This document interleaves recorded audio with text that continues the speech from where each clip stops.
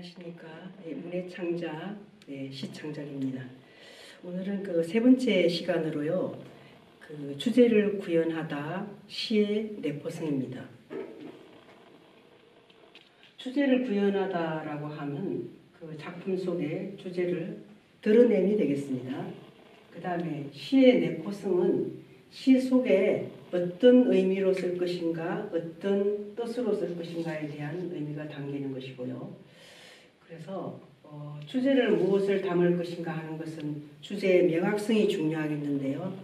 제가 저번 시간에도 그 주제에 대해서 잠깐 말씀을 드렸습니다만 주제는 아름다움, 그 다음에 그리움, 사랑, 이별, 번민, 괴로움, 슬픔이라는 것들이 있을 수 있고요.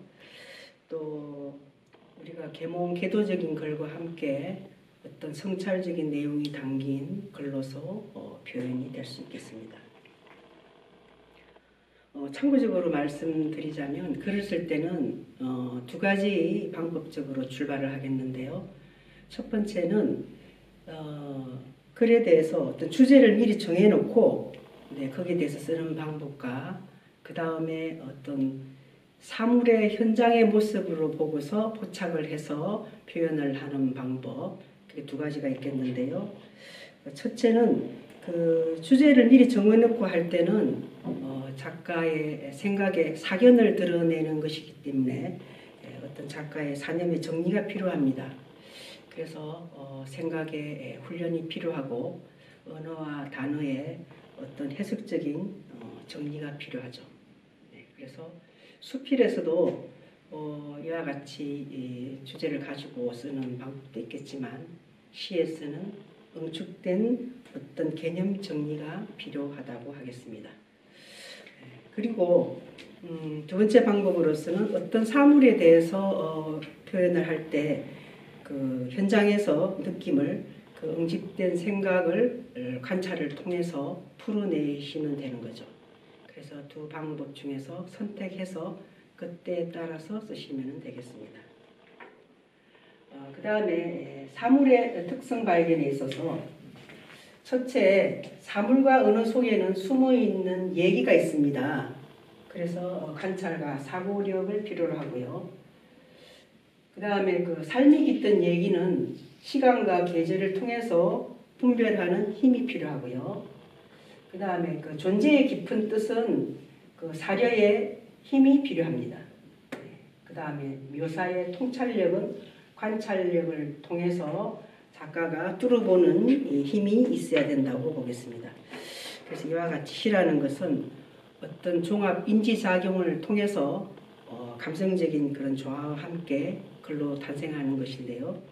시라고 하는 것은 어떤 생각의 집이며 그 시 속에 나와 있는 어떤 입체적인 상상의 언어의 조합의 배열이라고 보면 되겠습니다.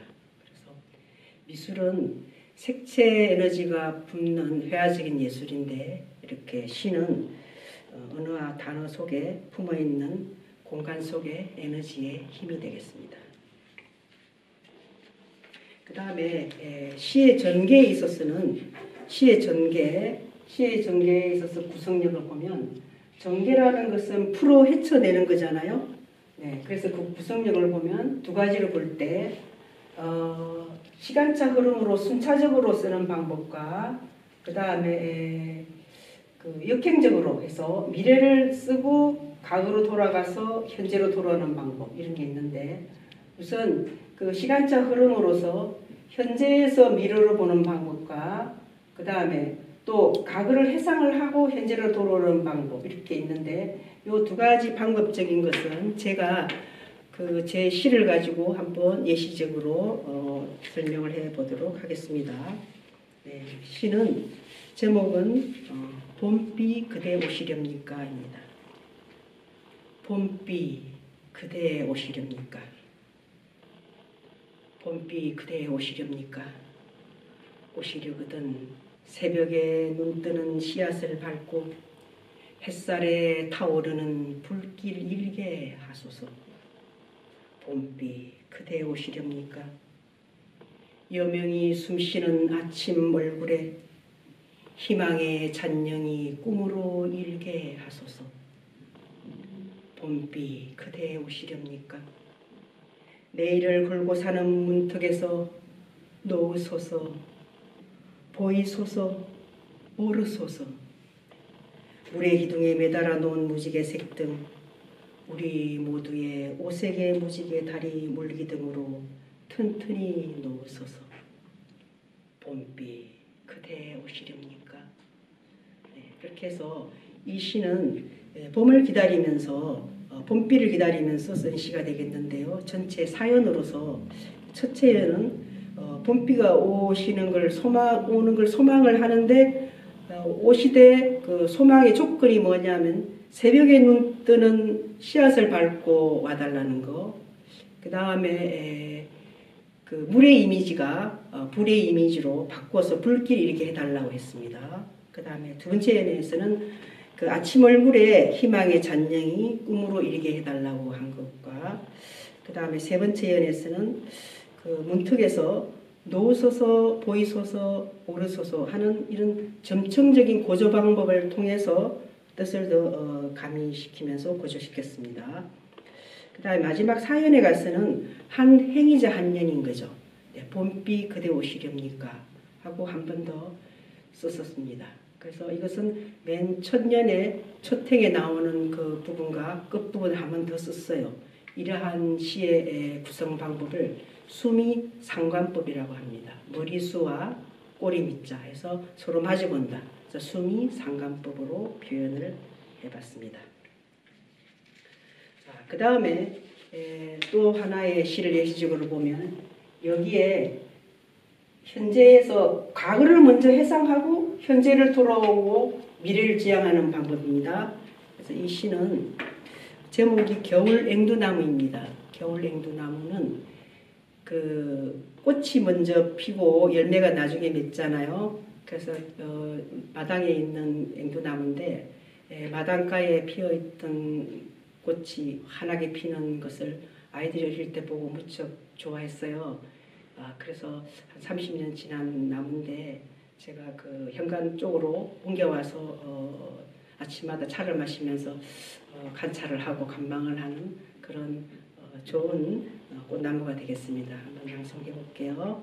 네, 겨울앵두나무 한화덕. 하얀 꽃님이 되어 웃던 날 나비 한 마리 향기 찾아와 문을 두드리고 다시 연 초록잎은 초록물을 머금고 한 계절이 지나갔음을 나무는 기억한다. 그 많은 시간들을 가지 사이에 추억으로 매달고 영상의 사진으로 매달고 그리움으로 매달고 나뭇잎 조각으로 매달고 낙엽의 하석은 다시 꽃이 되었다가 붉은 종소리가 되었다가 늘 푸른 마음에 아련한 잎이 되었다가 그저 눈 감고 돌아보니 한순간 나무의 등거리에 나이테 하나 새기고 다시 봄으로 내게 돌아와 서 있다. 네, 이런 시입니다. 그래서 그 앵두나무라든지 어떤 살구나무 이런 작은 열매를 맺는 꽃들은 일화오엽, 네, 하나에 그 꽃이 5개 잎이 달려 있거든요. 근데 살구꽃이나 이런 다른 꽃들은 약간 연분홍색을 띠는데 이런 목련은 저기 앵두나무는 그 하얀 꽃이 피어서 참 보여줬습니다. 그래서 저희 집에서는 나무가 많지는 않지만 그 대표적으로 이제 목련나무에 관한 이야기가 많고요. 또 앵두나무가 있어서 누구나 고맙고 계절마다 반가운 존재의 식물이 되겠습니다. 그래서 그 겨울앵두나무는 제 시입니다만은 객관적인 그 해설적인 면으로 볼 때에는 그 사계절을 통해서 다양한 색의 모습으로 발현이 되어 있고요. 또 계절에 따른 추억의 해상과 함께 그림 그리듯 작품을 묘사했다. 네, 그러면 이제 그런 꽃나무와 함께하는 가족으로 해서 자연과 그 합일성의 내용이 있는 작품이다라고 보면 되겠습니다. 이와 같이 사람에게는 누구나가 추억이 담겨 있는 어떤 배경이라든지 장소라든지 그런 게 다 있습니다. 네, 그래서 마을역이나 그 뒷산이나 이런 곳에서 어떤 나무라든지 어떤 분위기에 대해서 추억의 이야기를 글로 풀어내시면 잘 엮어서 좋은 작품의 문장으로 만들 수가 있는 것입니다. 네, 그래서 여기에 보면 작품을 쓸 때는 그래서 주제를 각인하고 승화하고 구현해야 되죠. 그래서 각인한다는 것은 인식한다는 겁니다. 또 승화한다는 것은 도약시키는 거고 구현한다는 것은 마무리 짓는 것이 되겠어요. 네, 그래서 우리가 이것을 글의 주제에 있어서 기승전결이라고 하는데 그래서 기에서 생각을 일으키고 이건 각인 인식한다는 겁니다. 그 다음에 기승전에 펼쳐서 전개를 시키는 것은 하나의 승화 도약에 필요한 거고 그 다음에 여기 구현한다는 것은 결말에 마지막을 주는 거죠. 네, 그래서 기승전결의 의미가 되겠습니다. 그래서 글을 쓸 때는 항상 이런 부분을 염두에 해서 쓰시면 주제를 쓰시면 좋겠습니다. 그래서 제가 아까 했다시피 이 앵두나무는 글을 쓴 시점이 겨울이에요. 그래서 겨울의 그 시점에서 지나간 봄을 회상하면서 가글을 먼저 쓰고 그 다음에 겨울의 시점으로 돌아와서 봄을 기다리는 미래지향적인 것 이렇게 해서 작품을 쓰신 것이 되겠습니다. 그러면 다음 시간에는 차시예고로 시의 이미지법과 상징성에 대해서 해보도록 하겠습니다. 그래서 시의 이미지법과 상징에 있어서는 인체 감각을 시각, 청각, 후각, 촉각, 근육감각 이렇게 해서 또는 합쳐진 공감각적인 것 이렇게 해서 오감과 육감을 통한 시의 이미지법과 상징성에 대해서 다음 시간에 공부해 보도록 하겠습니다. 그럼 오늘은 여기까지 하고요.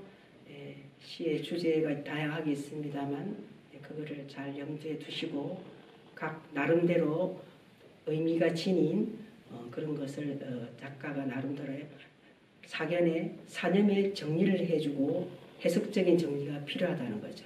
네, 그렇게 습관적으로 해두시면 작품에서 좋은 이미지와 함께 은유적인 해석이 나올 수 있고 좋은 작품이 탄생될 수 있다고 보겠습니다.